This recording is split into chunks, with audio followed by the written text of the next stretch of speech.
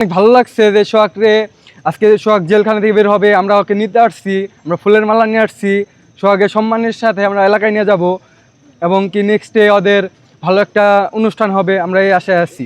এলাকার মানুষ আমাদের অনেক সাপোর্ট দিয়েছে, মেনে নিচ্ছি। ওদের ভালোবাসা আমরা রেসপেক্ট করি, ওদের ভালোবাসাটা সস্তা না, এটাই প্রমাণিত হইলো। সোহাগ লামিসার ভালোবাসা সস্তা না, এটা প্রমাণিত হইলো আর কি। তার মধ্যে ধনী গরিব এটা উচিত না।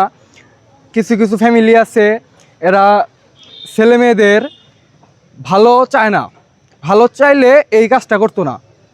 মেয়েটা 3বার 4বার এসে পড়ছে, তাহলে লামিসার বাবা তার উচিত ছিল একটু বোঝা, কিন্তু সে সোহাগকে জেলখানায় আটকে রাখলো মিথ্যা মামলা দিয়ে। সোহাগ গরিব এই কারণে, সোহাগ যদি গরিব না হয়তো হয়তো আজকে ওর জেল খাটতে হইতো না। কিন্তু লামিসা প্রমাণ করে দিল যে ভালোবাসা সস্তা না, এই জন্য সোহাগের ভালোবাসাকে আমি রেসপেক্ট করি।